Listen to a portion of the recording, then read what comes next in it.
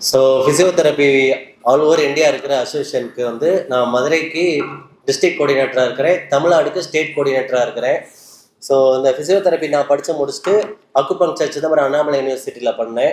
மதுரையிலே சிதம்பரம் அண்ணாமலை யூனிவர்சிட்டி, அதாவது ஒரு யூனிவர்சிட்டி ரெகக்னைஸ்டு அக்குபங்க்சரிஸ்ட் நான் மட்டும்தான் இருக்கிறேன். அப்புறம் சைக்கலாஜிக்கல் கவுன்சிலிங் பண்ணேன், மன ரீதியான பிரச்சனை அணுகிறதுக்காக. Yoga, meditation and holistic health Gandhi மியூசியத்தில் பண்ணேன். Diet and nutrition Meenakshi mission ஹாஸ்பிட்டலில் படித்தேன். வர்மம் வந்து உடுமலைப்பேட்டையில் யூனிவர்சல் பீஸ் ஃபவுண்டேஷனில் பண்ணேன். இதெல்லாம் நான் படித்த டிகிரிஸ். இதுவும் இன்னும் சிலதெல்லாம் இருக்குது, manual therapy, cranio சைக்கல் therapy, food reflexology, அது மாதிரி சர்டிஃபிகேட் கோர்ஸ் மட்டும் ஒரு 56 கோர்ஸ் இது வரைக்கும் நான் பண்ணியிருக்கிறேன். ஸோ இன்னும் படிச்சுக்கிட்டு தான் இருக்கேன். Still I M A student. ஏன்னா மெடிக்கலை பொறுத்த வரைக்கும் என்ன, டில் டெத்து படிச்சுக்கிட்டே இருக்கணும். பேஷண்ட்ஸ் ஆகிற வரைக்கும் இல்லை, இந்த டாக்டர்ஸ் ஆகிற வரைக்கும். ஸோ அதனால் நாங்கள் படிச்சுக்கிட்டே தான் இருக்கணும், வேறு வழி இல்லை எங்களுக்கு. ஏன்னா கற்றுக்கிட்டே இருக்கணும். நெக்ஸ்ட் ஸ்லைட் போயிடலாம். ஸோ அட்வான்ஸ்டு ஃபிசியோதெரப்பி நாங்கள் பண்ணுறது மற்ற ஃபிசியோதெரபிஸ்ட்டுகளுக்கும் மெயின் டிஃபரன்ஸ் என்னென்னா, எங்கள் கிளினிக்கில் ட்ராக்ஷன் மிஷின் கிடையாது, நெக் பெயின் பேக் பெயினை சரி பண்ணுறதுக்கு. மாதிரி இந்த மெழுகு ஊத்துற வேக்ஸ் தெரப்பி கிடையாது. இந்த ரெண்டையும் நான் சேல் பண்ணியே 10 இயர்ஸ் ஆகுது. அது மாதிரி ஷார்ட் வேவ் டயத்தெரப்பி கிடையாது, ஏன்னா அதெல்லாம் பேன் பண்ண ஒன்று. ஸோ இந்த மாதிரி அதை பேஷண்ட்டுக்கு எஜுகேட் பண்ணுறதும் அட்வான்ஸ்டாக பண்ணுறதுங்கிறது இப்போ அந்த இமேஜில் இருக்கிற மாதிரி கழுத்து வலிக்கு இப்படி கையால் நாங்கள் சரி பண்ணுறோம். இது வந்து வர்மம் கிடையாது, அக்கு ப்ரெஷர் கிடையாது. இது பேர் மேனிப்புலேஷன். இந்த stretching, trigger release, myofascial release, soft tissue release, மேனிப்புலேஷனுங்கிறது. ஒருத்தருக்கு கழுத்து சுலுக்கி கிடுச்சு அப்படின்னா எங்களுக்கு சரி பண்ணுறதுக்கு வெறும் 15 நிமிஷம் தான் வேணும். அதுக்கு நாங்கள் வந்து டைமர் ஆன் பண்ணிட்டு தான் ட்ரீட்மெண்ட்டே ஸ்டார்ட் பண்ணுவோம். ஆயில் அப்ளிகேஷனோ ஜெல்லோ ஸ்ப்ரேவோ எதுவுமே யூஸ் பண்ண மாட்டோம். பேஷண்ட் வந்து மேலோ ஃபீமேலோ அண்ட்ரெஸ் பண்ண தேவையில்லை. மெயினாக என்னென்னா, கழுத்தை அங்கிட்ட திருப்பிடுவாங்களோன்னு பயப்படுவாங்க. நாங்கள் கழுத்தை தொடமாட்டோன்னு ஃபஸ்ட்டே அவங்கள்ட்ட ப்ராமிஸ் பண்ணிடுவோம். ஆனால் அவங்க இங்கேருந்து கிளம்புறப்ப கழுத்தை ஃபுல்லாக திரும்பிட்டு தான் போவாங்க. ஆனால் அவங்க கழுத்தில் விரல் கூட படவே படாது. செக் பண்ணுறதுக்கோ ட்ரீட்மெண்ட்டுக்கோ கழுத்தை தொடவே மாட்டோம். Next slide please. ஸோ இதுதான் அட்வான்ஸ்டு ஃபிசியோதெரப்பி அப்படிங்கிறது. ஸோ இப்போ நான் அதில் இந்த இமேஜில் பார்க்குறீங்கல்ல, இப்படி கழுத்தில் நாங்கள் கை வச்சு இப்படி சரி பண்ணுறது, தோள்பட்டை வலி பண்ணுறது. அந்த வந்து டேப்பிங், கலர் கலராக டேப் போட்டது கிரிக்கெட்டில் நீங்கள் பார்த்துருப்பீங்க, ஸ்போர்ட்ஸில் யூஸ் பண்ணுவோம். Next slide please. So back pain இன்றைக்கி நிறைய பேர்த்துக்கு இருக்கிற ஒரு பிரச்சனை. சிசேரியனாகவே பேக் பெயின் வந்துடும், வயசானா பேக் பெயின் வந்துடும். இன்னும் ஏகப்பட்ட மித்து இருக்குது. பேக் பெயினில் தான் அதிகப்படியான மித்து இருக்குது. அதெல்லாம் எல்லா ஃபிசியோதெரப்பி கிளினிக்கில் பார்த்தீங்கன்னா neck collar and LS belt, இடுப்புக்கு ஒரு பெல்ட் விற்பாங்க. எங்கள் கிளினிக்கில் அதை குப்பை தொட்டியில் போட வைக்கிறத நாங்கள் பண்ணுறோம். நாங்கள் அந்த சேல்ஸ்லாம் பண்ணுறதே கிடையாது, ஏன்னா அது தேவையில்லை. நம்ம மசில்ஸ் தான் முக்கியமே தவிர இந்த மாதிரி பொருள் நம்மளை ஒன்றுமே பண்ணாது. நெக்ஸ்ட்டு. ஸோ பேஷண்ட் அப்படி டச் பண்ணி நாங்கள் எங்கே பெயின் இருக்குன்னு அசஸ் பண்ணுவோம். Next slide. ஸோ அந்த பெயின் ஏரியா, இப்போ ஃபார் எக்ஸாம்பிள் டிஸ்கில் மட்டும் இவ்வளோ பிரச்சனை இருக்குது. டிஜெனரேட்டட், பல்ஜிங், ஹெர்னியேட்டட், தின்னிங் டிஸ்க்னு ஏகப்பட்டது இருக்குது. நெக்ஸ்ட் ஸ்லைடில் நீங்கள் பார்க்குறது வந்து எம்ஆர்ஐ எப்படி இருக்குன்னா, அதுக்குள்ளே நாங்கள் என்ன ஃபைண்ட் அவுட் பண்ணுறோங்கிறதான் அடுத்ததில் இருக்குது. ஸோ இவ்வளோ இருக்குது ஒரு பேக் பெயினில். சரியா? நீங்கள் யூடியூப்பில் பார்க்குற மாதிரி பேக் பெயின் வந்து இந்த 3 நாளில் இதை மட்டும் செய்யுங்கள் காணாமல் போகும், அதெல்லாம் வெறும் டிஜிட்டல் மார்க்கெட்டிங். சரியா? Next slide. ஸோ அந்த மார்க்கெட்டிங் ஸ்ட்ராட்டஜிலாம் பண்ண முடியாது. ஸோ ஒருத்தரோட பேக் பெயின் வந்து இந்த மாதிரி அந்த நர்வ் கம்ப்ரெஷனாக எங்கே பெயின் இருக்கும் அல்லது நம்னஸ் இருக்குங்கிறத வச்சு அது L3லையா L4லையா L5ன்னு சொல்ல முடியும். ஆனால் அதுக்கு ஃபிசிக்கலாக டெஸ்ட் பண்ணணும். உள்ளே என்னென்ன சேஞ்சஸ் இருக்குங்கிற, டிஸ்க் எப்படி வெளியில் பிதுங்கி வருது, அப்படி வந்தால் காலில் வலி வருமா அல்லது யூரினேஷன் அஃபெக்ட் ஆகுமா அப்படிங்கிறதெல்லாம் இருக்குது. ஒவ்வொரு டிஸ்கை பொறுத்தும் இருக்குது. நெக்ஸ்ட். இப்போ பேக் பெயின், ஒருத்தருக்கு பேக் பெயின் இருக்குது, காலில் வலி பரவுது அப்படின்னா என்ன காரணம்? எல்லாத்துக்கும் தெரிஞ்சது சயாட்டிக்கா. ஏன்னா வாட்ஸ்அப் யூனிவர்சிட்டி உங்கள் எல்லாத்துக்கும் அதை இலவசமாக சொல்லி கொடுத்துருக்கு. ஆனால் அப்படி மிமிக்காக இருக்கும், அது கிடையாது. நிறைய பேர்த்துக்கு நாங்கள் பார்க்குறது. Next please. ஸோ இது பேர் வந்து பைரிஃபார்மிஸ் சிண்ட்ரோம். அதே மாதிரி பட்டக்லேருந்து கீழே வரைக்கும் வலி இருக்கும், பைரிஃபார்மிஸ் சிண்ட்ரோம். இந்த சயாட்டிக் நர்வுக்கு பக்கத்தில் இருக்கிறதா இந்த பைரிஃபார்மிஸ் மசில். இவ்வளோலாம் தேவையில்லை, இந்த ஜோக்கில் வர மாதிரி தான். மிக்ஸி ஓடுமா ஓடாதா? ஸோ உங்களுக்கு அப்படி நான் சொல்கிறேன், ஒரு நரம்பு இருக்குது, அந்த நரம்பு அழுத்தப்படுது அப்படிங்கிறது சயாட்டிக் நர்வ். ஒரு தசை இருக்குது, அந்த தசையே அழுத்தப்பட்டுச்சுன்னா அது பேர் பைரிஃபார்மிஸ் சிண்ட்ரோம். இவ்வளவு தான். ஸோ இவ்வளோ நீங்கள் தெரிஞ்சுக்கிட்டா போதும். இந்த நர்வ் பேர், மசில் பேர்லாம் எங்களுக்கு தான் தேவை. சரியா? உங்களுக்கு மிக்ஸி ஓடினா போதும்ல. பேக் பெயினுக்கு காரணம் தெரிஞ்சுக்கோங்க, சயாட்டிக்கா கிடையாது. இந்த மாதிரி பைரிஃபார்மிஸ் சிண்ட்ரோம் தான் இங்கே அதிகமாக இருக்குது. அதை எல்லாரும் சயாட்டிக்கான்னு சொல்லி ட்ரீட்மெண்ட் பண்ணிக்கிட்டு இருக்கிறீங்க. ஸோ இந்த அவேர்னஸை கிரியேட் பண்ணுறது தான் எங்கள் வேலை, வேறு ஒன்றும் இல்லை. Next slide. எம்ஆர்ஐ நிறைய டாக்டரை பார்த்துட்டோம், நியூரோ பார்த்துட்டோம், ஆர்த்தோ பார்த்துட்டோம், ஆயுர்வேதா போயிட்டோம். எம்ஆர்ஐ நார்மலுங்குது, ஆனால் பேஷண்ட் வந்து பேக் பெயின் சொல்லிக்கிட்டே இருக்கிறாங்க. அப்படின்னா நீங்கள் தேட வேண்டிய இடம் எங்கேயோ இருக்குது. ஸோ அதுதான் இந்த image. Normal imaging studies but still have low back pain அப்படின்னா அதை மேனிப்புலேஷன் மூலமாக சரி பண்ணலாம். நெக்ஸ்ட். நான் வந்து federation of Indian manual therapist அப்படிங்கிறதுல இந்த கோர்ஸ் முடிச்சிருக்கேன். Certification in orthopaedic manual therapy. எலும்பு உடம்புல எங்கெங்கே இருக்கோ அந்த இடத்துல கையாலே சரி பண்ண முடியும். கம்ப்ளீட்டான்னு சொல்ல முடியாது, பிரச்சனையை குறைக்க முடியும். இப்போ எல்லாமே வெறும் கையால் தான் சரி பண்ணுவீங்கன்னு புரிஞ்சுக்கிடாதீங்க. I am not a Jesus Christ. சரியா? நான் தொட்டாலாம் பரிபூரணமாலாம் குணமாகாது. தொட்டு வலியை குறைக்க முடியும். சிலருக்கு நான் ஏற்கனவே சொன்ன கழுத்து சுளுக்குலாம் எதுவுமே தேவையில்லை, எந்த ட்ரீட்மெண்ட் தேவையில்லை, கையாலே சரி பண்ணிடுவோம். பட் எல்லா பிரச்சனையும் அப்படி சரி பண்ண முடியாது. இந்த மாதிரி எம்ஆர்ஐ நார்மலாக இருக்கிறவங்களுக்கு கையால் சரி பண்ண வேண்டியது இருக்கும். ஏன்னா அவங்க பிரச்சனை அங்கே இல்லை, ஆனால் அந்த இடத்துல பெயின் மட்டும் இருக்குன்னா வயிறை தொட்டோ அவங்க காலை தொட்டோ சரி பண்ணுவோம். பேக் பெயின் அவங்களுக்கு சரியாக போயிடும். Next slide please. ஸோ இதெல்லாம் ஓரளவுக்கு நான் ஃபிசியோதெரப்பி பற்றி சொல்லியிருக்கிறேன். அக்குபங்க்சர் அப்படிங்கிறது பஞ்சபூதத்தை பயன்படுத்தி பண்ணுற ட்ரீட்மெண்ட். அதாவது நம்ம உடல் வந்து பஞ்சபூதங்களால் ஆனது. உதாரணத்துக்கு நீர் அப்படிங்கிறது kidney and urinary bladder, fire அப்படிங்கிறது ஹார்ட், ஏர் அப்படிங்கிறது லங்ஸ் அண்ட் லார்ஜ் இன்டெஸ்டைன். அப்படி நம்ம உடம்புல இருக்கிற ஒவ்வொரு ஆர்கனும் ஒரே பஞ்சபூதத்தை பேஸ் பண்ணி தான் இருக்குது. மொத்தம் 12 ராஜ உறுப்புகள் இருக்குது. வெறும் காப்பர் அண்ட் சில்வர் இருக்க நீடில் தான் இது அந்த அக்குபங்க்சர் பாயிண்டில் போடுவோம். காஸ்மிக் எனர்ஜி மூலமாக அது தன்னைத்தானே சரி பண்ணும். ஆக்சுவலாக பாடி ஹீல்ஸ் இட் செல்ஃப். இதுதான் சயின்ஸு. ஆனால் எந்த ஒரு மெடிசனாக இருந்தாலும் அதுக்கு சப்போர்ட் தான் பண்ணும். பட் பாடி தன்னைத்தானே சரி பண்ணிக்கிடும். அதை இன்னும் கொஞ்சம் என்ஹான்ஸ் பண்ணுறதுக்கு தான் அக்குபங்க்சர். இதில் போட்டிருக்க கண்டிஷன்லாம் ஒரு உதாரணத்துக்கு தான் போட்டிருக்கிறோம். எல்லா பிரச்சனையும் சரி பண்ண முடியாது, மேக்ஸிமம் பிரச்சனையை சரி பண்ணலாம். எல்லா வியாதியும் அக்குபங்க்சரில் சரி பண்ணலாம் அப்படின்னு யாராவது உங்களுக்கு சொன்னாங்கன்னா பொய் சொல்கிறாங்கன்னு அர்த்தம். நாங்கள் ட்ரீட்மெண்ட்டில் பொய்யே சொல்ல மாட்டோம். ஏன் அப்படின்னா ஃப்ராக்சரை அக்குபங்க்சரில் ஒன்றுமே பண்ண முடியாது. சில சிஸ்ட்டு, ஃபார் எக்ஸாம்பிள் ஃபெலோப்பியன் டியூப்லேயோ யுட்ரஸ்லேயோ இருக்க சில சிஸ்ட்டு அல்லது டியூமரை அக்குபங்க்சர் 1 இன்ச்சுக்குள்ள 1 மில்லிமீட்டர் கூட குறைக்காது. சரியா? கேன்சர் அக்குபங்க்சர் அவங்களுடைய பெயினை தான் குறைக்குமே தவிர கேன்சரை சரி பண்ணாது. அதே மாதிரி தான் ஃப்ளார் மெடிசின். நான் யூடியூப்பில் ஃப்ளார் மெடிசின் பற்றி பேசின ஒரே ஒரு வீடியோ தான் இருக்கும். கேர் டு கியூர் தான் என்னோட யூடியூப் சேனலு. ஃப்ளார் மெடிசின் வந்து கேன்சரை சரி பண்ணாது அப்படின்னு நான் பேசியிருப்பேன். ஏன் அப்படின்னா எனக்கு நிறைய ஃபோன் வரும், கேன்சருக்கு நீங்கள் ஃப்ளார் மெடிசின் கொடுக்குறீங்களான்னு. அது என்னால் ஒன்றுமே பண்ண முடியல. எப்படி அந்த ஃபோன் கால் அவாய்ட் பண்ணே தெரியல. யூடியூப்பில் ஒரே ஒரு வீடியோ போட்டேன், யாருமே நான் கான்டாக்ட் பண்ணுறதில்ல. ஏன்னா ஃப்ளார் மெடிசின் வந்து கேன்சரை சரி பண்ணுதுன்னு என் மதுரையில் ஒரு வியாபாரம் ஓடிட்டு இருக்கு. அவங்க என்னோட காம்படிட்டர் கிடையாது. பட் உண்மையை சொல்கிறது மட்டும்தான் நான் படிச்சிருக்கிறதுக்கு பொதுமக்களுக்கு செய்ய வேண்டியது. ஸோ ஃப்ளார் மெடிசின் வந்து நிறைய பிரச்சனையை சரி பண்ணும். ஆனால் அது மன ரீதியான குணாதிசயம் ரீதியான பிரச்சனையாக இருக்கணுமே தவிர மற்ற உடல் ரீதியான எந்த நோயையும் சரி பண்ணாது. ஸோ அக்குபங்க்சர் வந்து எல்லா வியாதியும் சரி பண்ணாது, மேக்ஸிமம் ப்ராப்ளத்தை சரி பண்ணும். சிலதுக்கு ரிலீஃப் கொடுக்கும், சிலதுக்கு ரெமடியாக இருக்கும், சிலதை ரெக்கவரியே பண்ணும். பட் எல்லாம் அப்படிங்கிறது மட்டும்தான் இங்கே நீங்கள் நோட் பண்ண வேண்டியது. அடுத்த மைண்ட் ரிலேட்டட் இஷ்யூஸ். ஸோ இந்த படத்தை பார்த்தாவே உங்களுக்கு நிறைய இது தோணும், மன ரீதியான பிரச்சனை ஒருத்தர் எந்த அளவுக்கு கஷ்டப்படுத்தும் அப்படின்னு. இன்னைக்கு டாபிக் கூட ஹெல்த்தி மைண்ட் ஹெல்த்தி பாடி தான். ஸோ மைண்டுங்கிறது இன்ஜின் மாதிரி ஒரு காரில். இந்த அக்சசரிஸ் தான் எப்படி சைடு மிரர் இருக்குது, டயர் இருக்குது, சீட் இருக்குது, அது மாதிரி தான் இந்த கை கால் கண் மூக்கு எல்லாமே. So next slide. ஸோ கவுன்சிலிங்கில் பார்த்தீங்கன்னா நெகட்டிவ் தாட்ஸ், எதிர்மறை எண்ணங்கள், பயம், பதட்டம், அதீத கோபம், தாழ்வு மனப்பான்மை, மன அழுத்தம், மனச்சோர்வு, கணவன் மனைவி கருத்து வேறுபாடு. இதில் சிலதெல்லாம் போடலை. அது என்ன அப்படின்னா உலகெல்லாம் இருக்கிற, இந்தியா ஃபுல்லாக இருக்கிற ஒரு பிரச்சனை இருக்குது. என்னன்னு தெரியுமா? யாராவது ஆன்சர் பண்ணலாமா? அதில் சாப்பிட்றவங்க பண்ண வேணாம், மற்றவங்க பண்ணலாம்.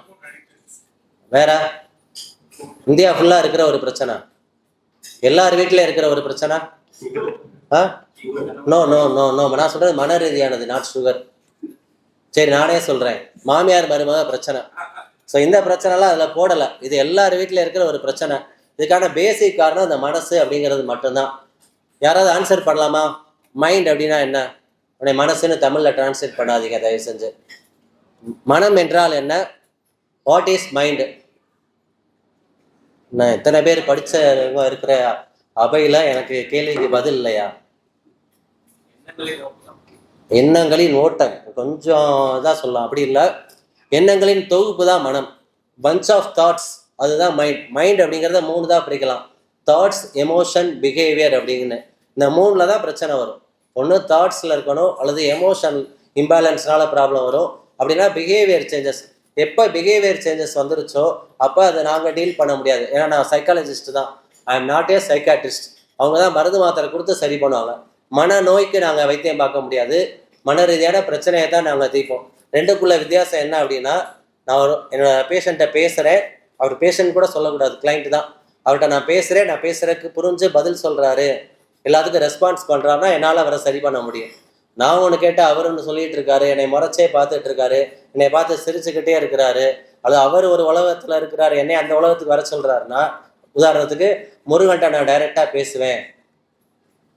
எங்கள் தாத்தா அப்பப்போ வந்து என்கிட்ட வந்து சொல்லிட்டு போவார் அடுத்து என்ன நடக்க போகுதுன்னு. பின்னாடி நடக்க போகிறதெல்லாம் எனக்கு முன்னாடியே தெரியும். ஃபார் எக்ஸாம்பிள், இன்னைக்கு மீட்டிங் நான் லேட்டாக தான் வருவேன், லேட்டாக தான் வந்து இது எல்லாமே லேட் ஆகும் அப்படிலாம் எனக்கு நேற்றே தெரியும்னு யாராவது சொன்னாங்கன்னா அவங்கெல்லாம் நான் பேசி சரி பண்ண வேண்டியவங்கன்னு அர்த்தம். ஏன்னா இது எல்லாமே மன ரீதியான பிரச்சனை. இந்த கூட்டத்தில் யாருக்காவது சாமி வர்றவங்க இருக்கிறீங்களா? என்ன சாமிங்கிறது வேணாம், சாமி வர்றவங்க யாராவது இருந்தீங்கன்னா தெரிஞ்சுக்கோங்க, இது மன ரீதியான பிரச்சனை. நீங்கள் ஏதாவது பவர்னு நினச்சிட்டு இருந்தீங்கன்னா அதை எப்பயே பெரிய நடராஜ ரபரை வாங்கி அழிச்சிருங்க. ஏன்னா மன ரீதியான பிரச்சனையில் ஒன்று தான் சாமி வர்றது, ஞாபகம் வச்சுக்கோங்க. Next slide please. இன்னொன்று, இந்த கவுன்சிலிங் வந்து 100% நான் ஜட்ஜ்மெண்டலாக பண்ணுவோம். நான் ஜட்ஜ்மெண்டலாக நீங்கள் பேசுகிற விஷயத்தை வச்சு உங்களை கணிக்க மாட்டோம். ரெக்கார்ட் பண்ண மதுரையிலே நம்ம சென்டரில் மட்டும்தான் ரெக்கார்ட் பண்ணுறது கிடையாது, பேசுகிறத ஃபோன்லேயோ வேறு எதுலையோ ரெக்கார்ட் பண்ண மாட்டோம். சின்ன பெட்டு பேப்பரில் கூட இந்த 22 இயர்ஸில் நான் எழுதினதே கிடையாது. மைண்ட்ஃபுல்னஸ் அப்படின்னு ஒரு ப்ராக்டிஸ் நான் பண்ணிகிட்டு இருக்கிறேன். ஸோ நீங்கள் பேசுகிற விஷயத்த என்னால் 100% அப்படியே கேட்டு கிரகிச்சு எத்தனை வருஷம்னாலும் வச்சுருக்க முடியும். உங்களுக்கு மருந்து போனால் 5 வருஷம் கழிச்சு வந்து என்கிட்ட கேட்டுக்கலாம், என்னோட பாஸ்ட் எக்ஸ் லவர் பேர் என்ன, நான் எந்த ஸ்கூலில் படித்தேன், நான் யார்கிட்ட பணம் வாங்கிட்டு திருப்பி வாங்காமல் விட்டு போச்சுன்னு என்கிட்ட நீங்கள் கேட்டு தெரிஞ்சுக்கலாம். ஸோ கவுன்சிலிங் அப்படிங்கிறது 1 to 1. என்னோட ஒய்ஃபை நான் அனுப்புகிறேன், அவள் என்னென்ன பேசுகிறான்னு என்கிட்ட சொல்லுவீங்களான்னு கேட்டால் அது பேர் கவுன்சிலிங் இல்லை. இதே தான் உங்கள் ஹஸ்பண்டுக்கும். யார் என்கிட்ட கவுன்சிலிங் வராங்களோ அவங்க பேசுகிற விஷயம் என்னையை தாண்டி ஸ்டாஃப்க்கோ மற்ற யாருக்குமே வெளியில் போகாது. இராணுவ ரகசியம் மாதிரி அது. ஸோ 100% கான்ஃபிடென்ஷியலாக இருக்கும், 100% ப்ரைவேசி இருக்கும். கவுன்சிலிங் பண்ணுறப்ப மற்ற பேஷண்ட்டோ என் கிளினிக்கில் ஒர்க் பண்ணுறவங்களோ யாருமே அங்கே இருக்க மாட்டாங்க. ஸோ கவுன்சிலிங் அப்படிங்கிறது 100% ப்ரைவேசியோட கான்ஃபிடென்ஷியலாக பண்ணுறது, பியூர்லி நான் ஜட்ஜ்மெண்டல் செஷன். நிறைய பேர் கவுன்சிலிங் எப்படி புரிஞ்சுக்கிறாங்க அப்படின்னா, நாங்கள் நிறைய அப்படியே மோட்டிவேஷன் பண்ணுவோம், யூ கேன்னு சொல்லுவோம்னு நினைக்கிறீங்க. இது கண்டிப்பாக கவுன்சிலிங் கிடையாது. ஏன்னா நான் மோட்டிவேஷனல் ஸ்பீக்கர் கிடையாது. இங்கே மோட்டிவேஷனல் ஸ்பீக்கர் தான் நல்ல வியாபாரம் ஆகும், கவுன்சிலிங் நல்லா வியாபாரம் ஆகாது. ஏன் அப்படின்னா, மோட்டிவேஷன் பேசுகிறப்ப எல்லாத்துக்கும் அப்படியே இந்த வடிவேலுக்கு ஆகும்ல, அப்படியே ஒரு படத்தில் நமிதாவை காப்பாற்ற போகிறப்ப அந்த மாதிரி ஆகும். ஆனால் கவுன்சிலிங் பண்ணுறப்ப அப்படி ஆகாது. ஏன்னா உங்கள் தப்பை உங்கள்கிட்டயே சொல்லுவோம், உங்களுடைய மிஸ்டேக்ஸ் எல்லாம் நீங்கள் தெரிஞ்சுக்கிறது தான் கவுன்சிலிங். ஸோ கவுன்சிலிங்கிறது 360 டிகிரி நீங்கள் உங்களை பற்றி புரிஞ்சுக்கிறது தெரிஞ்சுக்கிறது தான். இன்னொன்று, கவுன்சிலிங்கில் நாங்கள் ரைட் ராங் சொல்ல மாட்டோம், நல்லது கெட்டது மட்டும்தான் சொல்லுவோம். கவுன்சிலிங்கிறது அட்வைஸ் பண்ணுறது கிடையாது. என் ஒய்ஃப்க்கு அட்வைஸ் பண்ணுங்க, என் மாமியாருக்கு போது அட்வைஸ் பண்ணுங்கன்னு யாராவது கூட்டிகிட்டு வந்தீங்கன்னா அது கண்டிப்பாக செய்ய மாட்டோம். ஏன்னா அது கவுன்சிலிங் இல்லை. கவுன்சிலிங்கிறது நாங்கள் அட்வைஸ் பண்ணுறது கிடையாது, ரைட் ராங் சொல்கிறது கிடையாது, மோட்டிவேஷன் பண்ணுறது கிடையாது. ஸோ அப்போ கவுன்சிலிங் அப்படிங்கிறது என்ன அப்படின்னா, உங்களுடைய மன ரீதியான பிரச்சனையை பேசியே சரி பண்ணுறது. பேசுனா எப்படி சார் பிரச்சனை சரியாகும் அப்படின்னா, 2 நாட்டுக்கு நடுவில் இருக்க பிரச்சனையை பேசி தான் சரி பண்ணிகிட்டு இருக்கிறோம் இப்போ வரைக்கும், இனிமேலும் அப்படித்தான். ஸோ எப்போதுமே பேசி தான் சரியாகும். இது வந்து திருவிளையாடல், நம்ம சிவபெருமான் முருகப்பெருமானுக்கு பிரச்சனை வந்தப்போ கூட பேசி தான் சரி பண்ணாங்க, சரியா? இப்போ எந்த நாட்டுக்கு நடுவில் பிரச்சனைனாலும் பேசி தான் சரி பண்ணுறாங்க. அதுக்கு 2 நாட்டுக்கு நடுவில் அமைதி பேச்சுவார்த்தைக்கு ஆள் இருக்காங்க பார்த்தீங்களா, அது போல சைக்காலஜி படித்தவங்க. அடுத்தது இந்த பாத அழுத்த சிகிச்சை, ஃபுட் ரிஃப்ளெக்ஸாலஜி, கூசா தெரப்பின்னு இதுக்கு சில பேர் இருக்குது. உள்ளங்காலில் மட்டும்தான் நாங்கள் ட்ரீட்மெண்ட் பண்ணுவோம். மேம் கொஞ்சம் ஸ்லைடை மேலே ஏற்றலாம். இது heel pain, gout arthritis, calcaneal spur, அதாவது குதிங்கால் வலி, கணுக்கால் வலி, பாத வலி, கால் மதமதப்பு, வெரிகோஸ் வெயின், இந்த மாதிரி நிறைய பிரச்சனைக்கு இந்த ட்ரீட்மெண்ட் பண்ணுறோம். இந்த பாதத்தில் நம்ம பண்ணுற ட்ரீட்மெண்ட் வந்து உடம்பு ஃபுல்லாக வேலை செய்யும். அதில் என்னென்ன பெனிஃபிட்ஸ்னு போட்டிருக்கிறேன். So next slide please. இது உங்கள் எல்லாத்துக்கும் ரொம்ப புதுசாக இருக்கும். நமக்கு உடம்புல வர்ற வலிக்கு, உதாரணத்துக்கு கழுத்து வலி இருக்குது அப்படின்னா கழுத்து தான் காரணமாக இருக்கும் அப்படிங்கிறத நீங்கள் எல்லாரும் புரிஞ்சுக்கிறது. அப்படி இல்லை. அந்த ஃபர்ஸ்ட் ஸ்லைட் பாருங்கள். வேர் யுவர் பாடி ஸ்டோர்ஸ் எமோஷன்ஸ். உங்களுடைய உணர்வுகள் எல்லாம் எங்கே தேங்கி வைக்கப்படுது, அது எங்கே வெளிப்படுதுன்னு தெரிஞ்சுக்கோங்க. ஃபார் எக்ஸாம்பிள், ஹிப்ஸில் பெயின், இப்போ எனக்கு கண்ணு நல்லா தெரியும், அதனால் இங்கேருந்து என்னால் வாசிக்க முடியுது. உங்களுக்கு அப்படி யாராவது அங்கேருந்து வாசிக்க முடிஞ்சால் ரொம்ப நல்லா இருக்கீங்கன்னு தெரிஞ்சுக்கலாம், உங்களுக்கு நீங்களே தட்டி கொடுத்துக்கலாம். ஸோ ஹிப்பில் பெயின் இருக்குது அப்படின்னா என்ன அர்த்தம் அப்படின்னா, உங்களுடைய சோகம், அதாவது கிரீஃப் அண்டு பரீடு ஃபீலிங்ஸ், அதாவது அன்ப்ராசஸ்டு கிரீஃப் அண்டு பரீடு ஃபீலிங்ஸ் வந்து உங்களுக்கு இருக்குது அப்படின்னா இடுப்பில் வலிக்கும் அப்படின்னு சொல்கிறாங்க. இது தமிழில் சொல்கிறேன். உங்களுடைய சோகம், நாள்பட்ட சோகம், கவலை இதெல்லாம் இருந்துச்சுன்னா இடுப்பில் வலி வெளிப்படும். இடுப்பில் பிரச்சனை இருக்குன்னு அவசியம் இல்லை. ஷோல்டரில் பெயின் இருக்குது அப்படின்னா weight of responsibility and stress, இந்த உதாரணத்துக்கு ஈஸியாக உங்களுக்கு புரியணும்னு சொல்லணும்னா, மெகா சீரியல் யார் யாரெல்லாம் பார்ப்பீங்க? கை தூக்குங்க. யாருமே பார்க்கறது இல்லையா? Very good. மெகா சீரியல் யாரும் பார்க்கறதே இல்லையா? மெகா சீரியல்லாம் தெரியுமா? 3 வருஷம் 4 வருஷம் ஓடும் கதை கொஞ்சம் கொஞ்சமாக நகலும்ல, அதுதான். அதில் இருக்க ஹீரோயின் எல்லாருக்குமே இந்த ஷோல்டர் பெயின் இருக்கணும். நேச்சுரலாக பார்த்தோம்னா இல்லை எல்லா பிரச்சனையும் அவங்க தாங்கிக்கிட்டே இருப்பாங்க, சுமை தாங்கியாகவே இருப்பாங்க. ஸோ அந்த மாதிரி யார் ஓவர் ரெஸ்பான்சிபிலிட்டி எடுத்துக்கிறீங்களோ, எஸ்பெஷலி லேடிஸ், இந்த ஷோல்டர் பெயின் அவங்களுக்கு இருக்கும். ஷோல்டரில் நம்ம எம்ஆர்ஐ எடுத்துகிட்டு இருப்போம், எல்லா டெஸ்ட்டு பார்ப்போம், ஒரு தொந்தரவும் இருக்காது. ஆனால் அவங்களுக்கு பெயின் மட்டும் இருக்கும். காரணம் என்னன்னா, ஓவர் ரெஸ்பான்சிபிலிட்டி, அந்த ஸ்ட்ரெஸ் வந்து அவங்க ஷோல்டரில் தான் இருக்கும். அடுத்து lower back pain, fear of instability or uncertainty. எப்போனாலும் எதுனாலும் ஆயிரும், யாருக்காவது ஏதாவது ஆயிருமோ, சரியா? ஹஸ்பண்ட் வண்டி எடுத்தாவே இவங்க ப்ரேயரில் உட்காந்துருவாங்க. ஃபுல்லாக ஸ்கூலுக்கு போயிட்டு வர்ற வரைக்கும் இவங்க ஏதோ ஸ்பேஸ்க்கு அனுப்புன மாதிரி ப்ரேயர் பண்ணிட்டே இருப்பாங்க. இந்த மாதிரி அன்சர்டனிட்டியே யோசிச்சுட்டு இருக்கிறவங்களுக்கு, ஃபியர் ஆஃப் இன்ஸ்டெபிலிட்டியில் இருக்கிறவங்களுக்கு லோவர் பேக் பெயின் இருக்கும். அடுத்து ஜா, யாருக்கெல்லாம் தாடையில் வலி இருக்கோ அவங்களாம் பார்த்தீங்கன்னா ரெப்ரஸ்டு ஆங்கர் அண்டு அன்செட் வேர்ட்ஸு. மாமியார் ஏதோ சொல்கிறாங்க, ஹஸ்பண்ட் புரிஞ்சுக்கல, அவரை திட்டணும் போல இருக்குது, ஆனால் நம்மளால் திட்டாமல் அதை மனசுக்குள்ளேயே அடக்கி வைக்கிறீங்க, பல்ல கடிச்சுக்கிட்டு இருக்கிறேன் அப்படின்னு சொல்கிறவங்களுக்குலாம் இந்த ஜா பெயின் காரணம் பல்ல கடிக்கிறதுனால இல்லை, இந்த எமோஷன்ஸை ஹோல்ட் பண்ணி வைக்கிறதுனால வருது. செஸ்ட்டு பெயின், இசிஜி எக்கோ எல்லாம் நார்மலாக இருக்கும், ஆனால் செஸ்ட்டில் வலி வந்துக்கிட்டே இருக்கும். அந்த மாதிரி உள்ளது காரணம் heart break and unexpressed sadness. வெளியில் சொல்ல முடியாத சோகமோ அல்லது ஹார்ட் பிரேக். இந்த ஹார்ட் பிரேக்ங்கிறது லவ் ஃபெயிலியராக தான் இருக்கணும்னு அவசியம் இல்லை. தொழிலில் வந்து பெரிய சரிவு இருந்திருக்கலாம், அவர் ஒரு கணக்கு போட்டு இன்னொன்று நடந்திருக்கலாம். இந்த மாதிரி இது எல்லாமே ஹார்ட் பிரேக்கை ஒருத்தருக்கு பண்ணும். அவங்கள்ட்ட கேட்டால் ரொம்ப சிம்பிளாக சொல்லுவாங்க, நெஞ்சு மேலே பெரிய பாறாங்களே வச்சுருக்க மாதிரி இருக்குது, படுத்தா எனக்கு தாட்ஸ் வேவரிங் மைண்ட் அதிகமாக இருக்குது, டே டைமில் ரொம்ப ஃப்ரீயாக ஜாலியாக இருக்கிறேன்பாங்க. ஸோ இவங்களுக்குலாம் இந்த செஸ்ட் பெயின் இருக்கும். இது எக்ஸ்டர்னல் பெயின், நாட் இன்டர்னல். அடுத்து neck pain, suppressed truth and inner conflict. உள்ளுக்குள்ளே நம்ம எல்லாத்துக்குமே ஒரு வாய்ஸ் இருக்கும், இன்னர் வாய்ஸ். எல்லாத்துக்கும் இன்னர் வாய்ஸ் கேட்குதா? அது உங்களை வழி நடத்துதா? யாருக்காவது நெகட்டிவாக வழி நடத்துதுன்னா உங்களுக்கு மனசு பாதிக்கப்பட்டிருக்குன்னு தெரிஞ்சுக்கோங்க. ஸோ அந்த மாதிரி சப்ரஸ்டு ட்ரூத், உங்களுக்கு ஒரு உண்மை தெரியும், அதை நீங்கள் அடக்கியே வச்சுருக்கிறீங்க, யார்கிட்டையும் சொல்லாமல் இருக்கிறீங்க அப்படின்னாலோ, அல்லது உங்களுடைய இன்னர் கான்ஃப்ளிக்ட், உள்ளுக்குள்ளே நிறைய உங்கள் மனசு கூட சண்டை போட்டுக்கிட்டே இருக்கிறீங்கன்னா உங்களுக்கு கழுத்து வலி கண்டிப்பாக இருக்கும். முக்கியமாக ஃப்யூச்சரை பற்றி நிறைய யோசித்துக்கிட்டே இருக்கிறவங்களுக்கு, பிளான் பண்ணி ஆங்ஸைஸாக இருக்கிறவங்களுக்கு நெக் பெயின் தான் இருக்கும். மேம் கொஞ்சமே மேலே. ஸ்டொமக் பெயின் யாருக்கு இருக்கும் அப்படின்னா, ஆங்ஸைட்டி டிசார்டர் இருக்கிறவங்களுக்கு. உதாரணத்துக்கு ஐபிஎஸ், இரிட்டபிள் பவல் சிண்ட்ரோம்ங்கிறது ஒரு சைக்கோசோமேட்டிக் டிசார்டர்.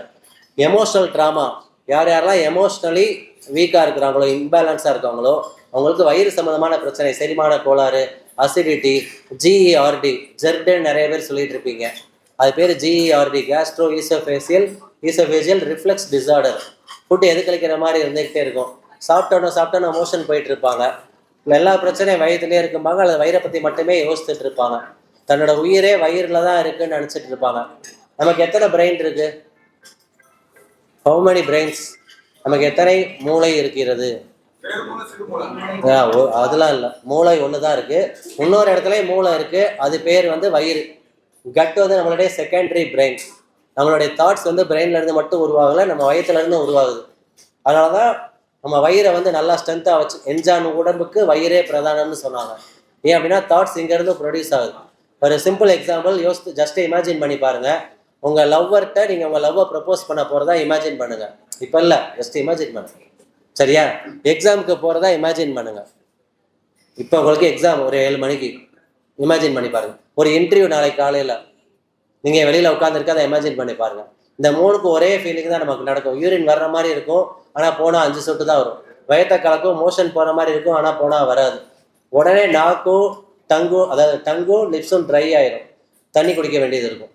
இந்த வயிற்றுக்குள்ள ஒரு பட்டாம்பூச்சி பறக்கும். வைரமுத்து சொல்கிற மாதிரி வயிற்றுக்கும் தொண்டைக்கும் உருவம் இல்லாத ஒரு உருண்டை அப்படியே ஜம்ப் ஆகிட்டே இருக்கும்.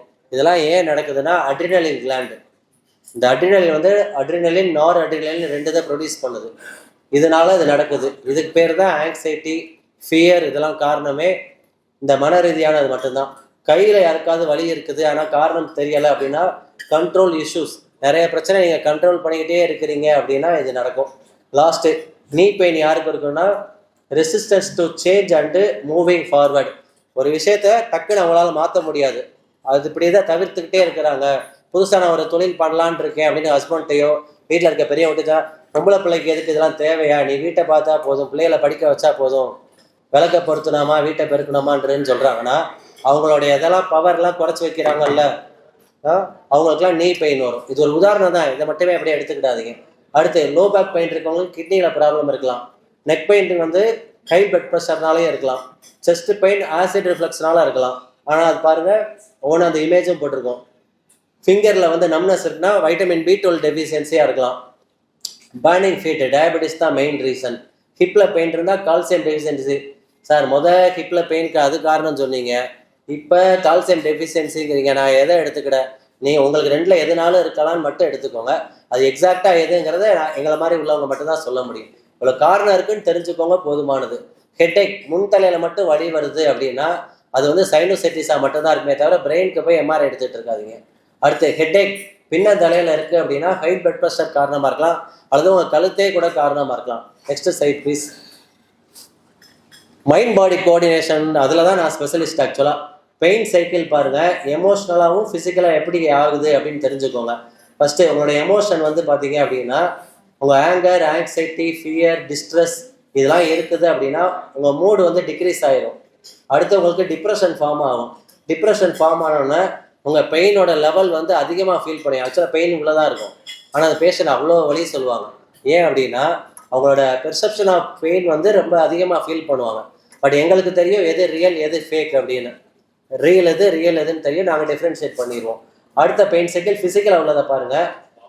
இதே இது அவங்களுக்கு வந்து இந்த சைடு இருக்குது பெயின் வித் டிக்ஸரி, அதாவது இதே தான் பெயின் சைக்கிள்.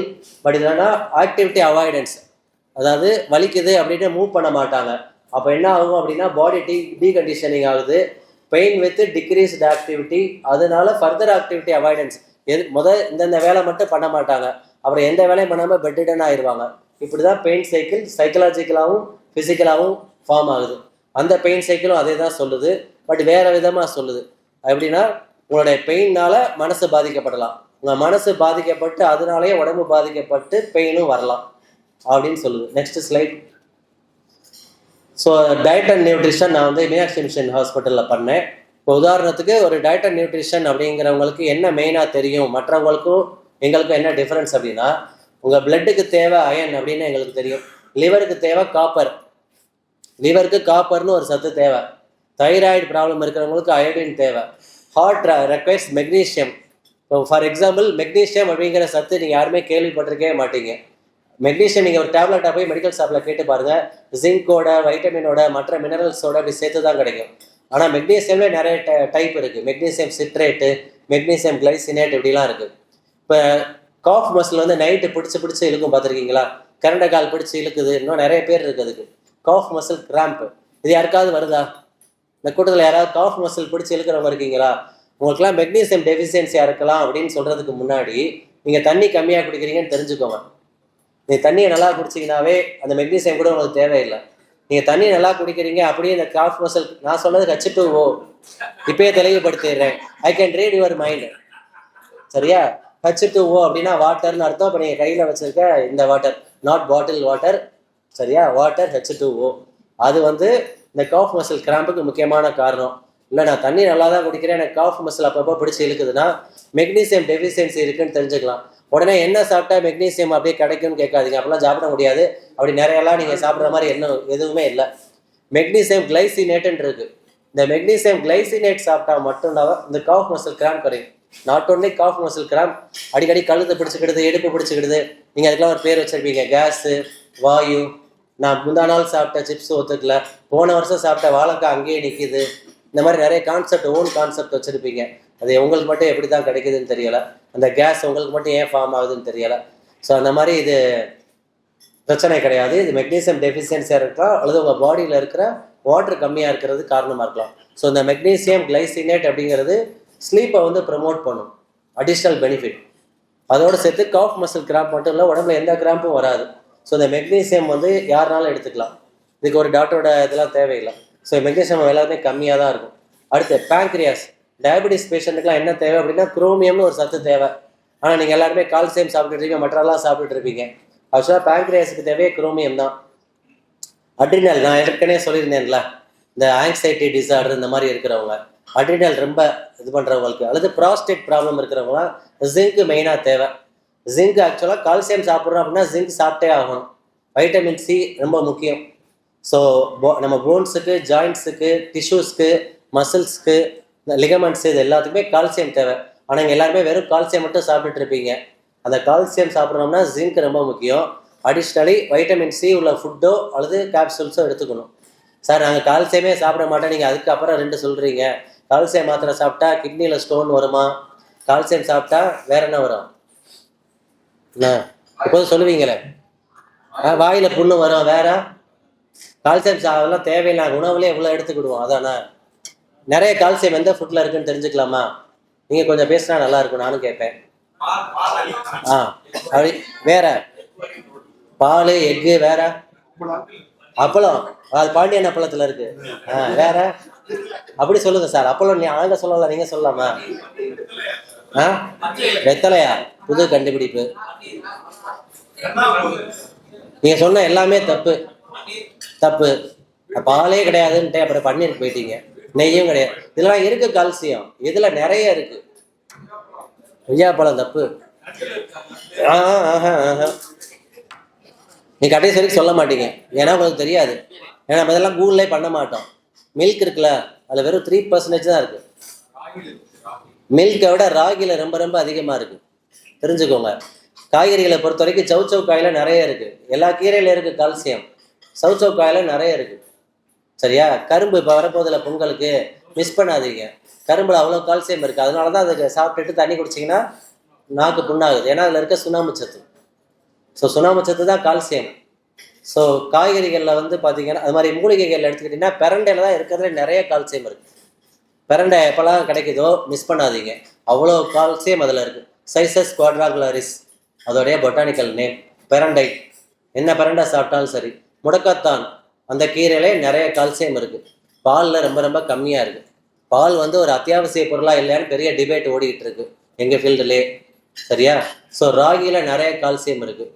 ராகி சாப்பிட்டா பைல்ஸ் வந்துடும் கண்டுபிடிச்சிங்கன்னா அதெல்லாம் உங்களுக்கு சுய கண்டுபிடிப்பு. கண்டிப்பாக ஒரு உணவு சாப்பிட்டா எந்த நோயும் வராது. கால்சியம் சாப்பிட்டா கிட்னி ஸ்டோன் வரவே வராது. ஆஃப்டர் மெனோபாஸ் ஆர் மெனோபாஸில் இருக்கிற அந்த ஏஜில் அபோவ் 40 இருக்கிற எல்லா லேடிஸும் கண்டிப்பாக கால்சியம் டெய்லி சாப்பிடணும். ஏன்னா டெய்லி ரெக்குயர்மெண்ட் 1300 மில்லிகிராம். அது நீங்கள் எந்த உணவுல எடுத்துக்கிட முடியாது. நான் சொன்ன உணவுகளும் சேர்த்தான்னு சொல்கிறேன். அதனால கண்டிப்பாக உணவு மூலமாக நீங்கள் எடுக்க முடியாது. ஏன்னா அப்படி நீங்கள் சாப்பிட்டாலும் அவ்வளோ அப்சார்ப்ஷன் பாடியில் இருக்காது அபோவ் 40. ஸோ கண்டிப்பாக 500 mg பர் டே எடுத்தே ஆகணும். ஏன்னா ஒரு நாளைக்கு 1300 மில்லிகிராம் கால்சியம் தேவை. கால்சியம் வந்து ஹார்ட்டுக்கும் ரொம்ப முக்கியம். அதனால தான் ஆஃப்டர் மெனோபாஸ் லேடிஸ்க்கு ஹார்ட் அட்டாக் வருது. அது வரைக்கும் வராது உங்களுக்கு. இதுக்கு பின்னாடி இவ்வளோ இருக்குது. ஜென்ஸுக்கு ஈஸ்ட்ரோஜன் பிரச்சனை இல்லை. சரியா?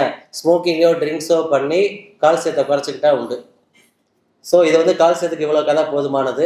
இது எல்லாமே நீங்கள் தெரிஞ்சுக்கிறதுக்காக தான். நெக்ஸ்ட்டு, ஸோ டயட் அண்ட் நியூட்ரிஷனுங்கிறது வெறும் வெயிட்டை குறைக்கிறத கூட்டுறதுக்கு மட்டும் இல்லை, நம்ம உடம்புல இருக்க எல்லா பிரச்சனைக்கும் யூஸ் ஆகும். பக்கவாதத்துக்கு நாங்கள் ட்ரீட்மெண்ட் பண்ணுறோம். அதில் என்னென்னா பக்கவாதம் வந்தவங்களுக்கு நாங்கள் ஃபிசியோதெரப்பி மட்டும் பண்ணாமல் ஃபிசியோதெரப்பி வித் அக்குபங்க்சர், சைக்கலாஜிக்கலாக அவங்கள்ட்ட பேசி தான் சரி பண்ண முடியும். நிறைய பேருக்கு பார்த்தீங்கன்னா எமோஷனலி ரொம்ப டிப்ரெஸ்டாக இருப்பாங்க. ஸோ அவங்களுக்கு பேசி தான் நாங்கள் இது வரைக்கும் இம்ப்ரூவ்மெண்ட் கொடுத்துருக்குறோம். அது எங்களோட மெயின் ட்ரீட்மெண்ட்டில் மெயின் அஜெண்டா. ஸோ வீட்டுக்கு வந்து நாங்கள் ட்ரீட்மெண்ட் பண்ணுறோம். இந்த மாதிரி கிளினிக் வர முடியாத ஸ்ட்ரோக் பேஷண்ட்டுக்கு, ஃப்ராக்சர் ஆனவங்களுக்குலாம். நெக்ஸ்ட்டு, ஸோ வலி, நீங்கள் வலி, ஸோ உங்களுக்கு பெயின் இருக்குது, அது சரியாகணும்னா நீங்கள் வர வேண்டிய இடம் தான் care to cure Ellis Nagar. Think pain, think care to cure. யாருக்காவது வலி அப்படின்னு ஒரு வார்த்தை கேட்டீங்க அப்படின்னாவே நீங்கள் உங்கள்கிட்ட சொல்ல வேண்டியது கேர் டு க்யூர்ங்கிறத மறந்துடாதீங்க. Next slide. அந்த மெடிசின் கிடையாது பெயின் அப்படிங்கிறது, எல்லா மெடிசனும் சப்போர்ட் தான் பண்ணும். ஸோ இவ்வளோ நேரம் நான் பேசுனதை பொறுமையாக கவனித்து கேட்டதுக்கு மகிழ்வும் அன்பும் நன்றியும். தேங்க்யூ.